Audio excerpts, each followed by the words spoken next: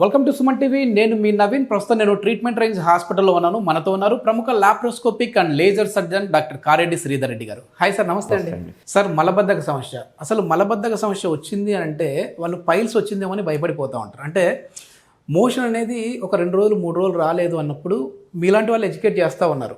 So motion సరిగా రాకపోతే అది పైల్స్కి దారితీసే విధంగా ఉంటుంది అని.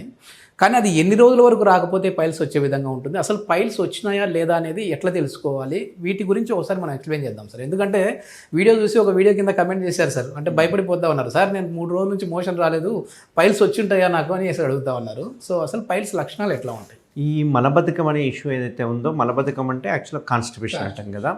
ఇక్కడ కాన్స్టిపేషన్ అంటే ఎన్ని రోజులకు మోషన్ పోకపోతే కాన్స్టిపేషన్, ఏ రకంగా ఉంటే కాన్స్టిపేషన్ అని తెలుసుకోవడం చాలా ఇంపార్టెంట్. యూజువల్గా కోలాన్ ట్రాన్సిస్ట్ టైం అని ఉంటుంది. అంటే ఈ పెద్ద పేగులో మలం తిరిగే టైంను బట్టే మనము కాన్స్టిపేషన్ ఉందా లేదా చెప్పగలుగుతాం.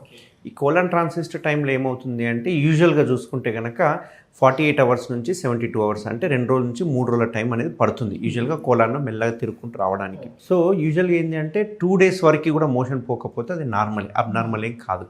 కొందరికి ఏం అలవాటు ఉంటుంది అంటే 2-3 సార్లు పోయే అలవాటు ఉంటుంది. బట్ ఇక్కడ ముఖ్యమైన ఇంపార్టెంట్ ఏంటి అంటే 2-3 సార్లు పోయినామా, 2 రోజులకు ఒకసారి పోయినామా కంటే కూడా కోలాన్ మొత్తం ఎంటీ అయ్యిందా లేదా, రెక్టమ్ అంతా ఎంటీ అయ్యిందా లేదా అనేది ఇంపార్టెంట్. కొందరు ఏం చేస్తారంటే కొంచెం మోషన్ ఎక్కువ సార్లు పోతుంటారు, ఇది కూడా కాన్స్టిపేషనే. ఓకే, అండ్ గట్టిగా పోవడం, ముక్కడం, హార్డ్గా ముక్కడం, అది ఒక రకమైన కాన్స్టిపేషన్. ఇప్పుడు ఏజ్ చేంజ్ అయ్యే కొద్ది కల్లా, లేకపోతే మనకు పార్కిన్సన్స్ డిసీజ్ కావచ్చు, లేకపోతే ఏదైనా న్యూరాలజికల్ డిజార్డర్స్లో ఏమవుతుందంటే ఈ కోలాన్ ట్రాన్సిస్ట్ టైం అనేది స్లో అయిపోతుంది. సో ఇక్కడ 2-3 రోజులు పట్టే టైం కాస్త 5-6 రోజులు టైం పడుతుంది. అందుకే మీరు చూస్తే కనుక బెడ్ రిడెన్ పేషెంట్లు కానీ, లేకపోతే న్యూరోకి సంబంధించిన సర్జరీలు ఏమైనా పేషెంట్లు కనుక చూస్తే వాళ్ళకు 3 రోజులకు కానీ 4 రోజులకు కానీ మోషన్ పోదు.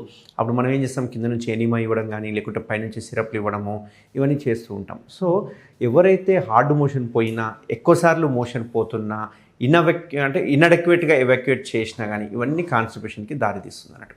ఇక్కడ కాన్స్టిపేషన్ ఉన్నప్పుడు మనకు ముఖ్యంగా 2 రకాల డిజీజులు గుర్తుపెట్టుకోవాలి. ఒకటి ఫిషరు, ఒకటి పైల్స్. సో ఈ ఫిషర్కి పైల్స్కి డిఫరెన్స్ తెలిస్తే కనుక మనకు ఏదొచ్చింది, ఎప్పుడు డాక్టర్ని చూపించుకోవాలనేది మనకు మోస్ట్ ఇంపార్టెంట్ అన్నట్టు. సో ఇక్కడ ఫిషర్ అంటే ఏంటి అంటే యానల్ కెనాల్ స్ట్రెచ్ అయ్యేంత లోపల మనం మోషన్ పోవాలి. అట్లా కాకుండా గట్టి మోషన్ ముక్కినప్పుడు ఏమవుతుంది, యానల్ కెనాల్ నుంచి చీల్చుకుంటూ మోషన్ వచ్చేస్తుంది. వచ్చే వరకు అక్కడక్కడ కట్ అయిపోతుంది. ఆ కట్ అయిన దాన్నే ఫిషర్ అంటుంటాం అన్నట్టు. ఎప్పుడైతే ఈ ఫిషర్ రాగానే లక్షణాలు ఏముంటాయంటే విపరీతమైన మంట, నొప్పి ఉంటుంది, బర్నింగ్ సెన్సేషన్ ఉంటుంది. మోషన్ పోయిన తర్వాత 4-5 గంటలు వాళ్ళకి ఏ పని తోచదు. వాళ్ళు అదే పని మీద ఎట్లా అంటే కూర్చుండిపోతారు. వాళ్ళు ఏ పని చేసినా కానీ అక్కడే గుర్తొస్తుంటుంది. వాళ్ళు యానల్ కెనాల్ని టైట్ చేయడం, క్లోజ్ చేయడం, అంటే స్క్వీజ్ అవుట్ చేస్తారు చూసారా, అది చేయడానికి కూడా చాలా పెయిన్ఫుల్గా ఉంటుంది. అంతేకాకుండా కూర్చోడానికి రాదు, ఒక్కొక్కసారి బ్లీడింగ్ పడుతుంది. ఆ బ్లీడింగ్ కూడా కొన్నిసార్లు స్టార్టింగ్లో పడుతుంది, ఓసారి మోషన్తో పాటు పడుతుంది, ఓసారి మోషన్ అంతా అయిపోయిన తర్వాత కమ్మోడంతా చిట్లినట్టు పడుతూ ఉంటుంది. అంటే కంప్లీట్గా బ్లీడింగ్ విత్ పెయిన్తో కనుక వచ్చింది అంటే అది ఫిషర్ అని అర్థం. Okay, so burning pain and bleeding, విపరీతమైన పెయిన్, అండ్ ఇంకో ఇంపార్టెంట్ పాయింట్ ఏంటంటే నెక్స్ట్ డే మోషన్ వెళ్ళాలంటే వాళ్ళకి నరకంగా అనిపిస్తుంది. కొందరు ఏడుస్తూ కూడా కూర్చుంటారు. వాళ్ళు తిండి కూడా తినరు. తినకపోయేసరికి ఏమవుతుంది, మోషన్ ఫామ్ కాదు, ఉన్న మోషన్ నుంచి వాటర్ అబ్జార్బ్ అయిపోతుంది. మళ్ళీ నెక్స్ట్ డే మోషన్ హార్డ్గా వస్తుంది. వాళ్ళు మోషన్ వెళ్ళడానికి ప్రయత్నం చేస్తుంటారు, బట్ ఆటోమేటిక్గా తెలియకుండానే క్లోజ్ అయిపోతుంటుంది. అంటే ఓపెన్ క్లోజ్ అని గేమ్ ఆడుతూ ఉంటారు అన్నట్టు. ఎందుకంటే వాళ్ళ టెన్షన్లో, ఆ భయంతో ఎక్కడ ఓపెన్ చేస్తే మోషన్ వెళ్ళినప్పుడు మళ్ళీ నొప్పి వస్తుందో, మళ్ళీ బ్లీడింగ్ పడుతుందో భయంతో తెలియకుండానే మనసులో క్లోజ్ చేస్తాం. వాళ్ళు తినాలన్నా ఇంకా తినలేరేమో, మళ్ళీ మోషన్కి వెళ్ళాలి. ఆ భయం అనేది చాలా ఎక్కువ ఉంటుంది. దాంతో వాళ్ళు డిప్రెషన్కి వెళ్ళిపోతారు, యాంగ్జైటీ ఫీల్ అవుతుంటారు, వాళ్ళు వర్క్ చేయలేరు, అన్ని ప్రాబ్లమ్స్ వస్తుంటాయి. అప్పుడు సడన్గా వాళ్ళకి ఏం గుర్తొస్తుంది అంటే, నేను ఇన్ని రోజులు తప్పు తిన్నాను, ఇన్ని రోజులు ఫుల్ నాన్ వెజ్ తిన్నా, కాబట్టి ఇమ్మీడియట్గా నేను పెరుగన్నం తినేసేయాలి, మజ్జిగ తాగాలని చెప్పి అందరూ ఇక మొత్తం డైట్లో కన్వర్ట్ చేసేసుకొని ఆ 2 రోజులు నేను ఫుల్ డైటింగ్లో ఉన్నా, నేను ఇక మంచిగా అయిపోతుందని అపోలో ఉంటారు. కానీ ఇక్కడ ఏమవుతుందంటే ఆ కట్ అయినది ఏదైతే ఉందో దాన్నే ఫిషర్ అంటాం కదా, అది కట్ అయినది హీల్ అవ్వడానికి టైం పడుతుంది. బట్ మనం హీలింగ్కి మనం టైం ఇవ్వలేము, ఎందుకంటే నెక్స్ట్ డే మళ్ళీ మోషన్ పోవాలి. మళ్ళీ మోషన్ ఇవ్వడం కట్ అయిన ప్లేస్ మళ్ళీ కట్ అయిపోతుంటాయి. సో దానికి నెక్స్ట్ డే మనము దానికి మంచి రెస్ట్ ఇస్తే కనుక అది స్లోగా హీల్ అయిపోతూ ఉంటుంది. ఇక్కడ మెయిన్ సిమ్టమ్స్ ఎవరైతే ఫిషర్ క్రానిక్ అంటే ఎక్కువ రోజుల నుంచి బాధపడుతున్న వాళ్ళు ఈజీగా సింపుల్ ఒక టెస్ట్ ద్వారా గుర్తుపట్టవచ్చు. ఏంటంటే మీకు వాష్ చేసుకునేటప్పుడు ఏదైనా పీలికల్ లాంటివి తగిలితే కనుక మీరు ఎప్పటి నుంచో ఫిషర్లో ఉన్నారు అని అర్థం. సో ఇదంతా ఫిషర్ యొక్క లక్షణాలు. ఒకవేళ పైల్స్కి వచ్చే వరకు ఏమవుతుందంటే, పైల్స్ ఏదో సడన్గా రావు, స్లోగా వస్తుంటాయి. కాబట్టి ఫిషర్ని మనం నెగ్లెక్ట్ చేసిన తర్వాత అట్లే మోషన్ హార్డ్గా ముక్కుతూ తెలియకుండా కొన్నిసార్లు లూజ్ డయేరియా వచ్చినా కానీ, కొందరికి కాన్స్టిపేషన్ ఉన్నా కానీ, ఎక్కువసార్లు మోషన్ పోయినా కానీ యానల్ కెనాల్లో ప్రెషర్ పెరిగిపోయి ఆ చుట్టుపక్కల ఉన్న రక్తనాళాలంతా సాగుతూ ఉంటాయి. ఇట్లా సాగడాన్ని మనం పైల్స్ అంటుంటాం అన్నట్టు. సో ఈ పైల్స్ చూసుకుంటే కనుక ఇది మోషన్ పోయే ద్వారం అనుకోండి. సో ఇక్కడ రక్తనాళాలు ఉంటాయి కదా, ఈ రక్తనాళాలే మెల్లగా సాగుతుంటాయి అన్నట్టు. గ్రేడ్ 1, 2కి వచ్చే వరకేమో లోపలనే ఉంటాయి.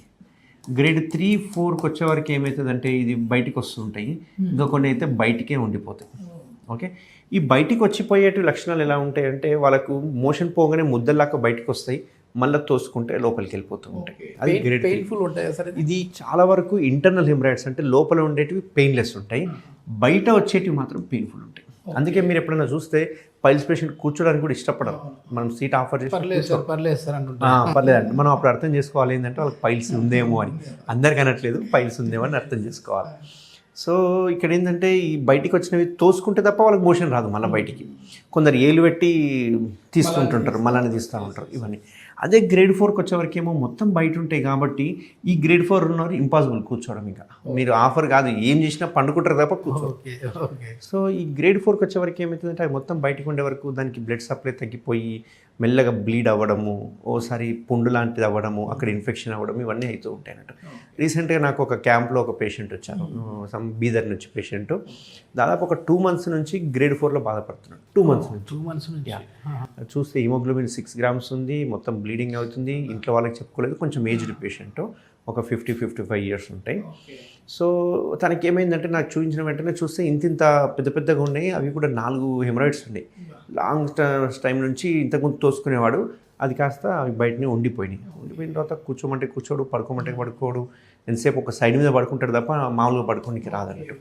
సో అట్లాంటి పేషెంట్కి ఏం చేస్తామంటే కొంచెం మెగ్నీషియం సల్ఫేట్ డ్రెస్సింగ్ చేసేసి అవి కొంచెం రిగ్రెషన్ అయిపోయిన తర్వాత వాటిని లోపల దొబ్బేసి లేజర్తో పాటు స్టాప్లర్ కొట్టడం జరిగింది అన్నట్టు. సో దానివల్ల ఏంటంటే గ్రేడ్ 4 కాస్త గ్రేడ్ 1 అయిపోయింది. ఇప్పుడు ఇది బ్లీడింగ్ కూడా తక్కువ కదా సార్, అంటే 0 ఉంటుందా బ్లీడింగ్ లేజర్తో ట్రీట్మెంట్ చేస్తే? ఇప్పుడు ఇందులో మనం ఏం చేస్తామంటే లేజర్ ద్వారా ఏం చేస్తామంటే ఈ వెనకాల నుంచి పోయి రక్తనాళాలంతా కాల్చేస్తాం అన్నట్టు. సో కాల్చడం వల్ల ఏమవుతుందంటే ఇవి మెల్లగా బ్లడ్ సప్లై తగ్గిపోతుంది కాబట్టి పైకి వెళ్ళిపోతూ ఉంటాయి. ఇప్పుడు ఏదైతే లేజర్ చేశానో ఇది కంప్లీట్ బ్లీడింగ్ ఉండదు, పెయిన్ ఉండదు, 0. ఎందుకంటే కోత ఉండదు, కుట్లు ఉండదు, జస్ట్ ఒక 10 minutes ప్రొసీజర్ అన్నట్టు. ఇమీడియట్గా పేషెంట్ని కూడా 12 hours to 24 hours డిశ్చార్జ్ చేయడం జరుగుతుంది. అదే ఒకవేళ ఈ రక్తనాళాలు గ్రేడ్ 4 ఉన్నాయి, పెద్ద ఉబ్బినాయి అనుకోండి, లేజర్తో పాటు ఇక్కడ ఏం చేస్తామంటే స్టాప్లర్ కానీ చివాటే ప్రొసీజర్ అని కొన్ని ప్రొసీజర్స్ ఉంటాయి. ఇక్కడ మనము పిన్స్ కొడతాం అన్నట్టు. అంటే ఇక్కడ ఉన్న కండను తీసేసి వీటినన్నింటిని కిందికి ప్రొలాప్స్ అయిపోయినాయి కదా, వాటినన్నింటిని పైకి గుంజుతాం అన్నట్టు. పైకి గుంజే వరకు ఏమవుతుందంటే గ్రేడ్ 4 కాస్త గ్రేడ్ 1 ఆర్ గ్రేడ్ 0 కూడా మారిపోతూ ఉంటాయి. ఇక్కడ నేను చెప్పే ఈ లేజర్ కావచ్చు లేకపోతే స్టాప్లర్ కానీ complete painless, bleedless, bloodless and suture ఉండదు, ఎటువంటి పథ్యం అవసరం లేదు, ఎటువంటి కుట్లు కోత ఉండవు, అండ్ ఇమ్మీడియట్గా వాళ్ళ పనులకు వెళ్ళిపోవచ్చు. సో ఇట్లా పైల్స్ని ఫిషర్ని మీరు ఐడెంటిఫై చేసుకోండి. ఇది మొత్తానికి ఏదో మేము 2-3 రోజుల నుంచి మోషన్కి వెళ్ళలేదు కాబట్టి మాకు పైల్స్ ఉన్నాయేమో అని చెప్పేసి భయపడాల్సిన అవసరం లేదు. సో ఇప్పుడు సార్ చెప్పిన లక్షణాలు కనిపిస్తే మాత్రం దాన్ని నెగ్లెక్ట్ చేయకుండా ఖచ్చితంగా ట్రీట్మెంట్ విధానానికి అయితే రండి. ఎందుకంటే బయటికి ఇక్కడ ట్రీట్మెంట్ రేంజ్కి ఉన్న వ్యత్యాసం ఏంటంటే అడ్వాన్స్డ్ టెక్నాలజీతో ఇక్కడ ట్రీట్మెంట్ చేస్తూ ఉన్నారు. 0% బ్లీడింగ్తో ట్రీట్మెంట్ ఉండబోతూ ఉంది. అదేవిధంగా నేను లాస్ట్ టైం కూడా ఎందుకంటే లైవ్లో ఒక పేషెంట్తో మాట్లాడాను సార్. సో తను చెప్పిన దాని ప్రకారం అసలు భయపడి, అంటే సర్జరీ అంటేనే ఓపెన్ సర్జరీ భయపడి నేను చేయించుకోలేదు అని చెప్పేసి కూడా చెప్పారు. కానీ మన వీడియోలు చూసిన తర్వాత ఇంత అడ్వాన్స్డ్ వచ్చాయా, సో లేజర్లో కూడా మేము కోతలు ఉంటాయేమని భయపడినాం సార్ అని చెప్పేస్తున్నాను. సో అట్లాంటి భయం ఏమీ లేకుండా హ్యాపీగా వచ్చి హెల్దీగా వెళ్ళిపోవచ్చు అన్నట్లుగానే డాక్టర్ గారు చెప్తా ఉన్నారు. ఫర్దర్ ఇన్ఫర్మేషన్ ఏదైనా కావాలంటే హాస్పిటల్ వారి కాంటాక్ట్ నెంబర్ ప్రొవైడ్ చేస్తున్నాం, మీరు నేరుగా వారితో మాట్లాడచ్చు. Thank you sir. Thank you.